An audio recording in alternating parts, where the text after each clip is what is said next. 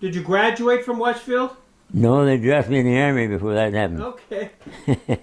December 7th, 1941, a date which will live in infamy.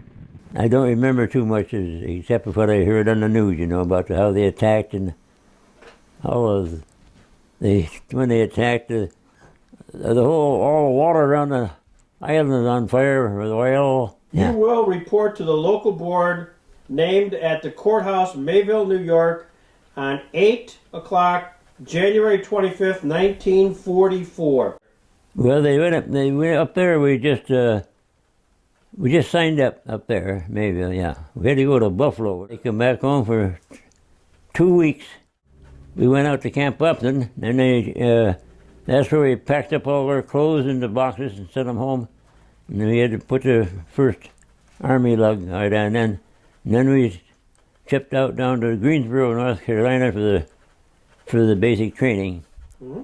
And we were just getting ready to go to basic training, and they needed a group to start airplane mechanics and pilots.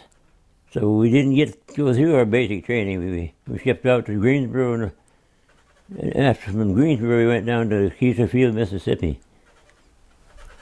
And that's where I took my airplane maintenance and I shipped us up to Willow Run, Michigan for the engines, and both of those certificates are in there.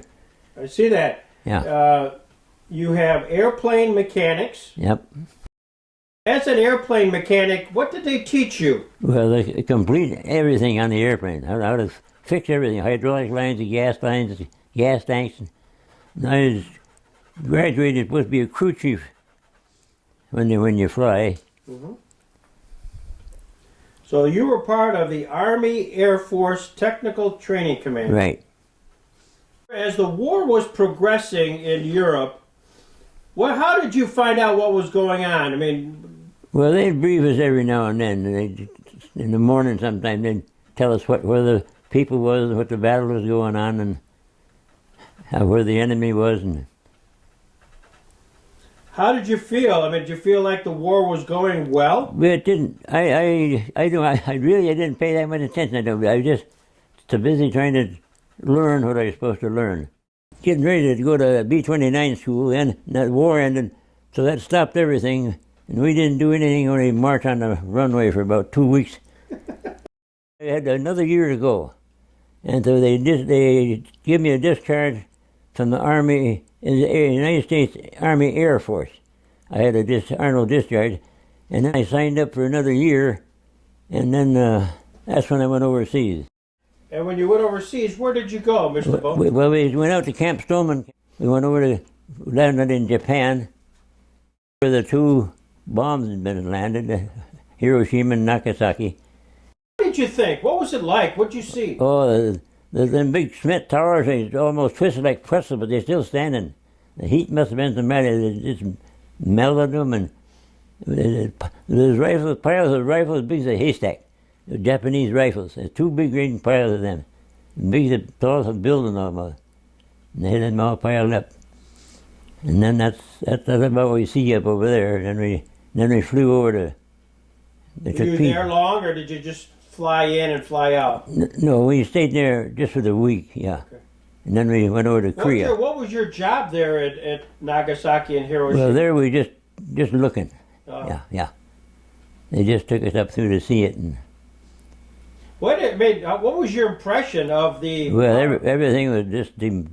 Everything smashed all down and gone, yeah, where the bombs dropped. Was it the feeling of all the all of the troops, that it was the right thing to do, to end the war and drop the bomb? Well, I don't know, I was young and I didn't think too much about that, I guess. Just glad the war was over. Yeah. The 475th Fighter Group, and it was 3 squadrons, 431, 432, and 433, and I was in charge of 431. Yeah. And I had 12 airplanes. I had to maintain them, and I had 2 helpers to each airplane, and there's 3 groups, and each one of them had 12 airplanes, and we had to just keep them flying.